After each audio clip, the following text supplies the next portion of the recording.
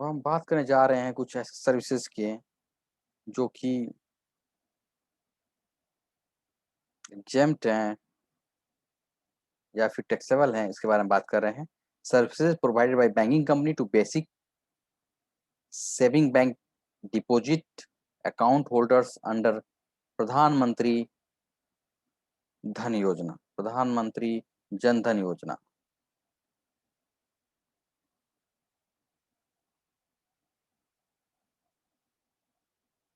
ये पिछले वीडियो में पढ़ा था मैंने, यहाँ पे आ रहे हैं।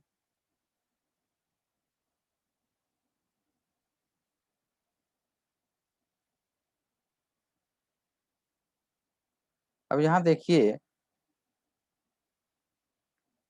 Forex transactions including money exchange, supplier and recipient. Bank अगर सप्लायर है, रिसिपिएंट भी बैंक है तो एग्जेम्प्ट होगा। फॉरेन डीलर है तो एग्जेम्प्ट होगा। बैंक है और फॉरेक्स डीलर है तो एग्जेम्प्ट होगा। फॉरेक्स डीलर है, बैंक है तो एग्जेम्प्ट होगा। कहाँ टैक्सेबल होगा? Bank forex dealer to customer, यहाँ टैक्सेबल होगा।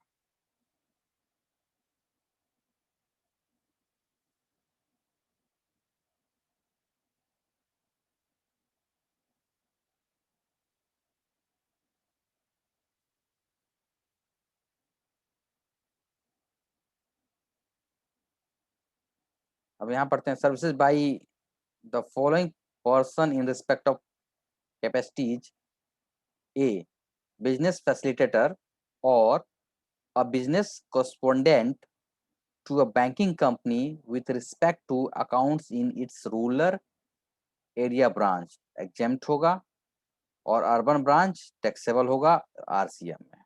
मतलब अगर कोई बिजनेस फैसिलिटेटर है, अगर वो रखा हुआ है कम बैंक ने, जिससे वो चार्ज ले रहा है सर्विसेज उससे, क्लाइंट से, तो अगर वो रूरल में है तो एग्जेम्प्ट होगा, अगर वो अर्बन में है तो टैक्सेबल होगा। लेकिन कैसे?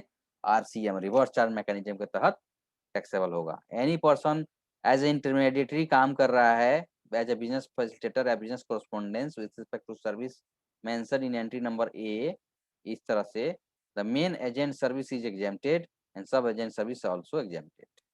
अगर कोई एजेंट रखा है, कोई अपॉइंट किया है, जैसे गांव में सुदूर एरिया में हम रखते हैं, या बिजनेस फैसिलिटेटर रखते हैं, जैसे आजकल बहुत सारे बिजनेस फैसिलिटेटर खुले हुए हैं, तो इस तरह से अगर है तो वो एक्सटेंशन काउंटर बैंकों ने खोल के रखे हैं छोटे छोटे शहरों में या गांव में, तो वो सारे एग्जेम्प्ट होंगे, उसके सब एजेंट भी एग्जेम्प्ट होंगे।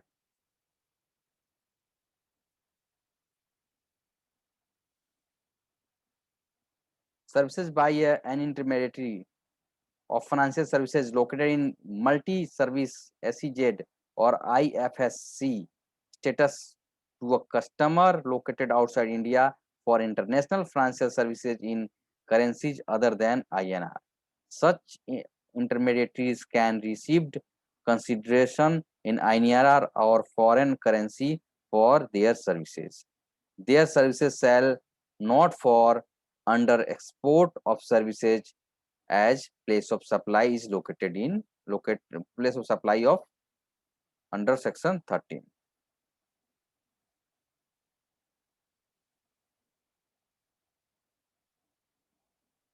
ये कोई भी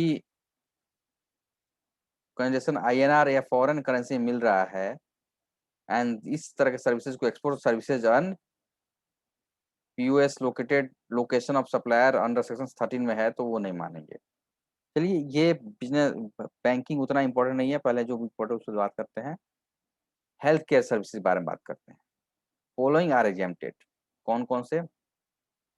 health care services,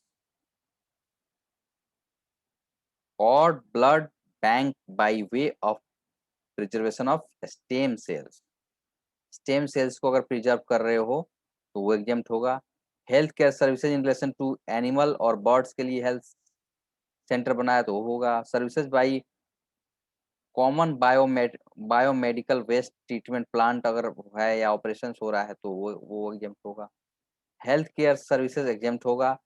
pre treatment diagnosis, treatment, post treatment और and disease, illness, injury, pregnancy including transportation including transportation in ambulance, but does not include cosmetic, plastic surgery, and transplantation. Hair transplantation, other than for restoring body part of affected due to congenital defect, development abnormalities, injury और trauma.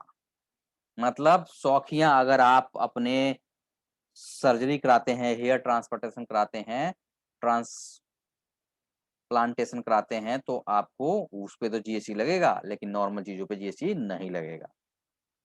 Provided in a clinical establishment, अगर services provide किया जा रहा है health care, कहाँ पे, कोई भी क्लिनिक कोई डॉक्टर खोला है वहां पे, तो हॉस्पिटल, नर्सिंग होम, क्लिनिक और any other way place where health care services provided, तो भी आपको एग्जेम्प्ट होगा। बाय अथॉरिटी मेडिकल प्रैक्टिशनर, अगर कोई है ऑथराइज है, तो having a minimum MBS degree होना चाहिए और registered with Indian medical council के द्वारा रजिस्टर्ड होना चाहिए। अगर पारामेडिक्स है, तो नर्स, लैब टेक्नीशियन, फिजियोथेरेपिस्ट, तो वो अगर पैरामेडिकल है तो वो नर्स होना चाहिए, लैब होना चाहिए, या पैरा फिजियोथेरेपिस्ट होना चाहिए। Including ambulance services, even though not an a part of health care services.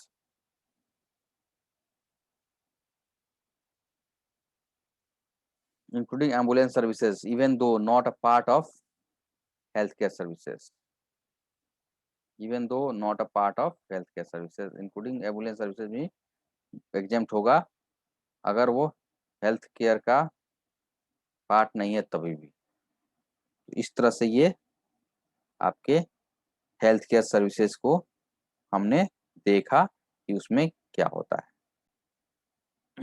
आगे देखेंगे renting of rooms to in patients in hospital and food supply to the to patients is a part of healthcare services is also exempt. Circular number 27 by 01 2018 and 32/6/2019 में ये exempt किया गया है कि जो भी फूड सप्लाई हो रहा है या कोई रूम आपको दिया जा रहा है, तो वो सारा जीएसटी से एग्जेम्प्ट होगा। Services provided by consulting doctor to a hospital is also exempt, ये भी 32/06/2018 में इसको माफ किया गया।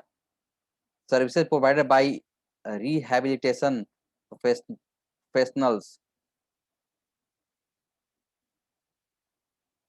recognized under Rehabilitation Council of India by way of rehabilitation therapy or counseling, medical establishments, educational institutions, rehabilitation centers established by central, state government, union territory or any entity registered under section 12AA of income tax. कोई भी trust हो, 12A मतलब trust की बात कर रहे हैं, या कोई भी आपको मेडिकल इस्टेब्लिशमेंट एजुकेशन बना हुआ है, तो वो सर्विसेज भी आपको एग्जेंट मानेंगे।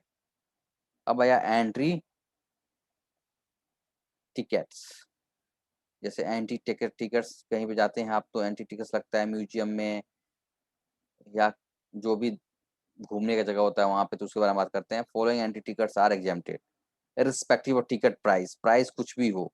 इसके लिए museum, wild life sanctuary, tiger reserve, जैसे आपके रामनगर में है tiger reserve, national park, zoo, anti to protect moment, ये सब अगर यहाँ पे अगर टिकट लगता है, तो वो कोई भी प्राइस का हो, वो उस पर जीएसटी नहीं लगेगा। अदर देन दिस है तो 5000 पर पर्सन से ज्यादा है या उसके बराबर है, से कम है या उसके बराबर है।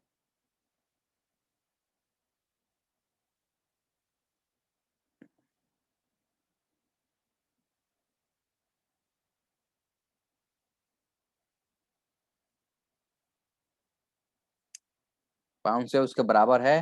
जैसे सर्कस, अवार्ड फंक्शंस,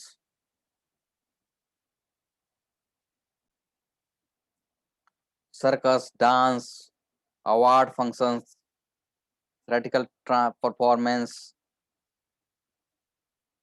थिएटर कुछ चल रहा है, कंसर्ट है, म्यूजियम परफॉर्मेंस हो रहा है, पैकेंट है, पेजेंट हो रहा है, स्पोर्टिंग इवेंट, प्लानेटेरियम है, इस तरह से अगर कुछ है, तो आपको 500 के नीचे है या 500 तक है तो वो माफ़ है। उसके ऊपर होगा तो आपको टैक्स लग जाएगा। समझ गए? जो म्यूज़ियम ये सब है, तो ये जो भी है, वो सारा एग्ज़ेम्प्ट होगा चाहे कोई प्राइस हो। लेकिन ये सर्कस, डांस और ये सब चीज़ अगर 500 से नीचे या 500 तक है, तो आपको जीएसटी नहीं लगेगा, अदरवाइज़ आपको जीएसटी चार्ज किया जाएगा। Insurance services following are exempted। कौन-कौन से एग्ज़ेम्प्ट है? Services of life insurance business provided by way of the annuity under national pension scheme NPS अगर है, तो वो एग्ज़ेम्प्ट होगा। Group life insurance army, navy को किया जा रहा है, सेंट्रल आर्म फोर्सेस तो माफ़ होगा।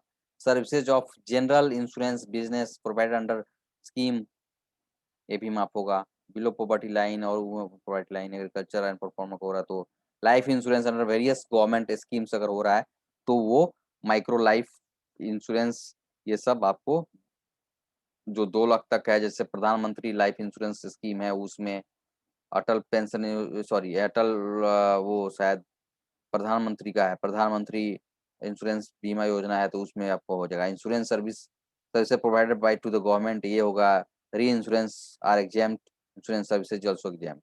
अगर कोई exempted इंश्योरेंस है, उसका री-इंश्योरेंस हो रहा है तो वो भी exempt हो जाएगा। इस तरह से हम बारी-बारी से सर्विसेज के नेचर को पढ़ेंगे और उसे समझने की कोशिश करेंगे।